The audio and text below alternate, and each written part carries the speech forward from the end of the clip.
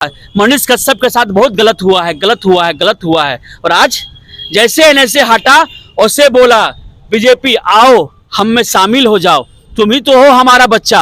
और देख लीजिए आज उसके मुंह से मोदी जी के खिलाफ एक शब्द नहीं निकल रहा है। ये सच्चाई है कि नहीं? पूछे पब्लिक से। तो ये मनीष कश्यप अपने खुद पे एनएसए लगाया है क्या? लगवाया है। अच्छा। ताकि हम पब्लिसिटी पाए, मेरा ब्रांडिंग हो। भैया कौन चाहेगा कि हम इंदा में कूद जाए? भैया सब चाहता है ब्रांडिंग के लिए। नेता इतना गिर गया है, नीतीश को सत्ता पाने के लिए इज्जत बेच दिया है। सोच सकते हैं ना आप, अमित शाह जो जिस मुंह से बोले थे कि दरवाजा बंद कर दिया गया जदयू के लिए, एंट्री कर लिया गया। सम्राट चौधरी जो बीजेपी के प्रदेश अध्यक्ष है, अभी मौजूदा डिप्टी सीएम बन गए, क्या बोले? हम पगड़ी नहीं उतारेंगे, सीएम को उतारेंगे कुर्सी से, नीतीश कुमार को सब पगड़ी हटाएंगे। और आज गमछा उतार दिया। महिला विधायक रो रही थी बाहर। हाँ, महिला नीतीश कुमार जब घुसाओ गिराओ का बयान दिए थे तो प्रधानमंत्री नरेंद्र मोदी जी मध्य प्रदेश में भाषण दिए थे। वो क्या बोले थे? नीतीश बाबू कितना नीचे गिरोगे, पूरा दुनिया में थू थू करवा रहे हो। वहीं पर भाजपा की एक नेत्री है, वो आंसू बहा रही थी। मतलब कि जदयू महागठबंधन में महिलाओं को कोई इज्जत नहीं है, कोई सम्मान नहीं है, गला फाड़ा जा रहा है। और इस निर्दयी निर्लज मुख्यमंत्री को फिर से, जदयू वाले को फिर से बीजेपी में शामिल हो गया। चिराग पासवान कर रहे थे, उसका दिमाग संतुलन बिगड़ गया। चिराग पासवान तो कुर्सी का भूखा है, ये कोई जन्म में सीट नहीं ला पाएगा। ये मंत्री बनेगा, मुख्यमंत्री बनेगा बिहार का, ये सब बेड़ा गर्क करेगा बिहार का। ऐसा कोई स्टैंड नहीं है, सब थाली का बैंगन है, थाली का बैंगन ये लोग है। जीतन राम मांझी को कह रहे थे कि मेरी मूर्खता से उसको सीएम बना दिए है। जीतन राम मांझी अपने कावल्य से बने हैं, समझे? दलित का नेता है, मुख्यमंत्री बने हैं। बिहार में गरीबों को पूछा जाता है क्या? गरीबों को इस्तेमाल किया जाता है। जाके पूछिए कितना संघर्ष किए हैं जीतन राम मांझी जी ने। वो भी पढ़े लिखे हैं, मूर्ख नहीं है, पीएचडी होल्डर हैं जीतन राम मांझी जी। लेकिन उनका इतिहास कोई बताता नहीं है, उनको प्रेजेंट करता है ये मूर्ख है। लेकिन मूर्ख नहीं है भैया, दिमाग वाला है, इसलिए तो सत्ता में बना हुआ है। जीतन राम मांझी के बदौलत जदयू और बीजेपी कैसे है, मांझी हटेंगे ना तो ऐसे हो जाएगा। अच्छा, जदयू ने जाएगा, बीजेपी ने जाएगा, ये सच्चाई है। अच्छा ये बताइए भैया, जैसे कि कई दिनों से रेलवे का छात्र आंदोलन कर रहे हैं, लाठी भी खा रहे हैं कई के ऊपर। रेलवे के साथ साथ कोई भी कॉम्पिटिटिव तैयारी होती है देश में, युवाओं को नौकरी पाने के लिए लड़ाई करनी पड़ती है। इनका सारा मैटर अब कोर्ट में सॉर्ट आउट होता है, कोर्ट से नौकरी मिलता है। अब कॉम्पिटिटिव एग्जाम पास करके नहीं ले सकते नौकरी। कोई भी एग्जाम होता है साला क्वेश्चन पेपर आउट हो जाता है। पहले बीपीएससी का एग्जाम होता है, क्वेश्चन पेपर आउट हो जाता है। सही बात है क्या? सही बात है। क्वेश्चन पेपर लीक हो जाता है। क्वेश्चन पेपर लीक हो जाता है। बिहार पुलिस एग्जाम में क्या हुआ? लोग तैयारी कर रहे हैं कई वर्षों से, बेचारा का सोचिए तैयारी। दरोगा का भी क्वेश्चन आ गया था, बिहार दरोगा का क्वेश्चन। अच्छा, आउट हो गया था। हाँ, बाद में सब दरोगा क्यों बदल जाता है? ये लोग दर्द देखते हैं कि 10 साल तैयारी किए, अब दरोगा बने हैं। भाई इनका भी घर है, इनका भी परिवार, इनका भी समाज है। ये लोग चाहेंगे कुछ कमावे, सैलरी कितना मिलेगा?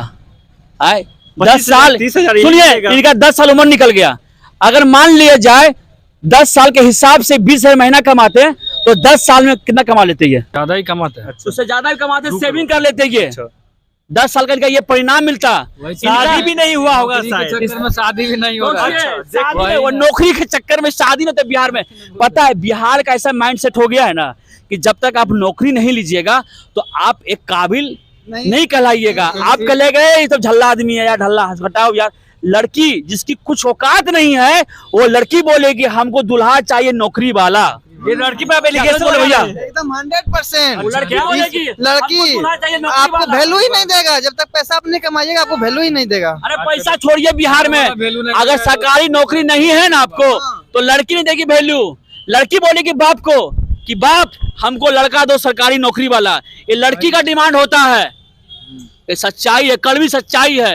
लेकिन इसीलिए लोग 10 साल 15 साल घसीटते हैं, सड़क पर संघर्ष करते हैं, लाठी खाते हैं, हर चीज जिल्लत सहते हैं, समाज का बात सुनते समाज का।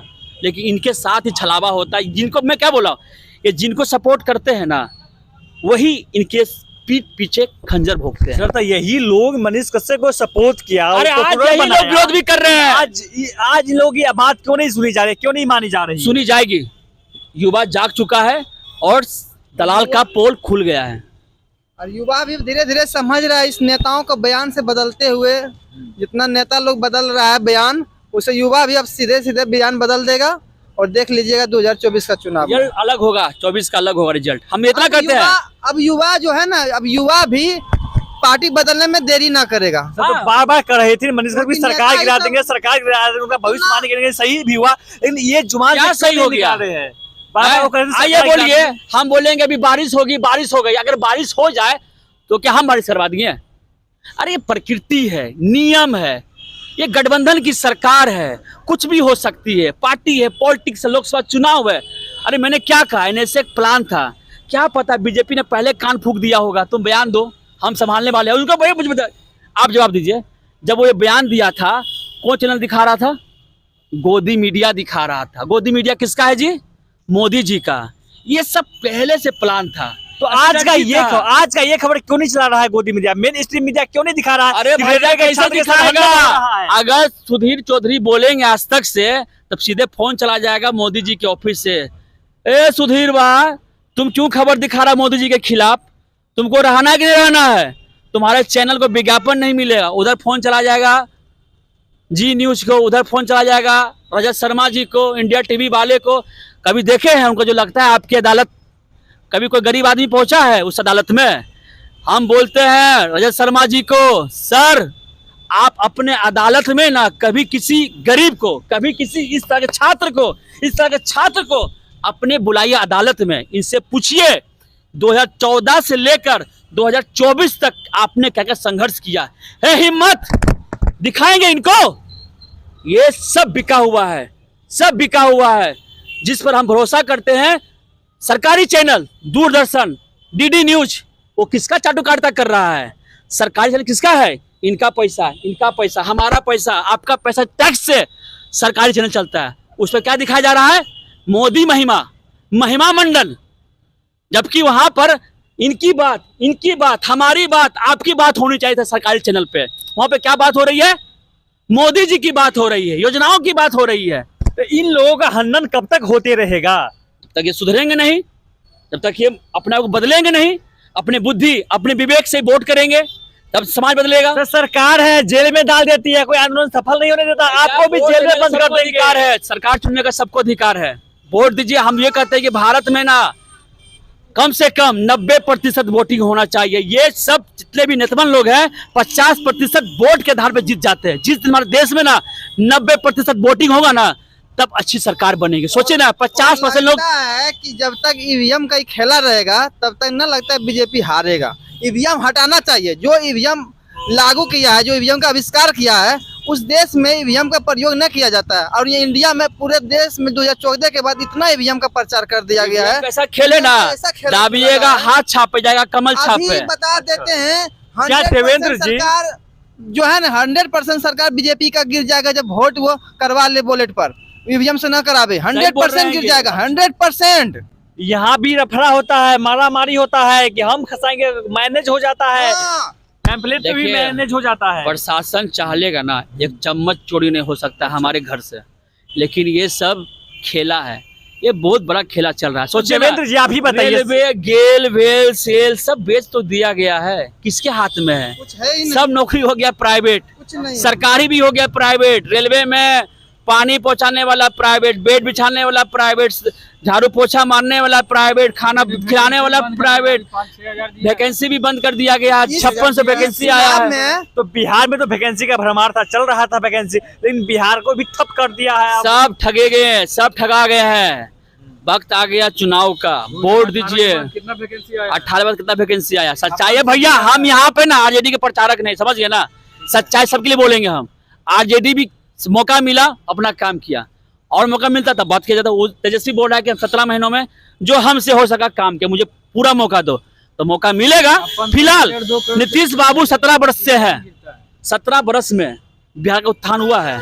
1991 के बाद नई आर्थिक नीति देश में लागू की गई। उसके बाद ग्लोबलाइज देश हो गया है ना, पूरा देश एक परिवार बन गया, पूरा दुनिया एक परिवार बन गया। भारत में बड़ी बड़ी कंपनी आई, आईटी कंपनी आई, सॉफ्टवेयर कंपनी आई। बिहार में खुला क्या? खुला क्या? वही इंडस्ट्री था वही बंद है। चीनी मिल, शुगर मिल सब बंद हो गया है। बंद है। 1991 बाद सभी राज्य आगे बढ़ गया, सब तरक्की कर गया, बिहार हमारा चला गया। युवा का समझना पड़ेगा, अच्छे सरकार को चुनना पड़ेगा। जो बतौलाबाज है, मनीष कश्यप जैसे दलाल लोगों को समाज से दूर हटाना पड़ेगा। और अच्छे लोग, जो हम ये नहीं कह रहे कि अच्छा कौन है, आप अपने बुद्धि विवेक से कि आपके क्षेत्र का विधायक कौन अच्छा है, आपके क्षेत्र का मुखिया कौन अच्छा है, आपके क्षेत्र का सांसद कौन अच्छा है, उनको वोट कीजिए, ना कि पार्टी को वोट कीजिए आप। क्योंकि आपकी जो समस्या होगी ना, तो वही मुखिया पहुंचेगा आपके घर पे, वही विधायक पहुंचेगा, ना कि प्रधानमंत्री कोई आएगा। ये समझना पड़ेगा। सच बोलेंगे तो जेल में डाल देंगे, क्या आपको डर नहीं होता है? जेल में डाल दो, काला पानी की सजा दे दो, जो करना कर दो, क्यों डरेंगे? धरती सभी के लिए है, सबको नहीं मरना है। कि ये अमृत पी के आए हैं क्या? ये अमृत पी के आए हैं क्या? सच के लिए सब आवाज उठाता है। अमृत पी के आए हैं क्या? हम आप नहीं मरिएगा, हम नहीं मरेंगे, ये नहीं मरेंगे, ये नहीं मरेंगे, सब मरेंगे। परेशान तो होना पड़ेगा। कोई बात नहीं, सच तो परेशान होता ही है। अरे मर गए तो मुक्ति मिल जाएगा, नहीं मरेंगे संघर्ष करेंगे, संघर्ष चलता रहेगा, लड़ाई चलती रहेगी। हमको डर नहीं लगता है, सच्चाई है, हम बोलते रहेंगे। क्योंकि संविधान बाबा साहब अम्बेडकर ने हमें आज़ादी दी है बोलने की। हम अम्बेडकर जी के भक्त हैं। आप बोलते हैं ना भक्त, हम अम्बेडकर जी के भक्त हैं, गौतम बुद्ध भगवान के भक्त हैं, इन लोग का भक्त है। क्योंकि वो हमें रोटी कमाना सिखाए हैं, ना कि किसी की चाटुकारिता करना। प्लीज चलिए, तमाम इस तरह के बिंदुओं पे आपका क्या कहना है, जरूर अपनी प्रतिक्रियाएं दीजिए। इससे बात खत्म करते हैं। जय हिंद, जय भारत।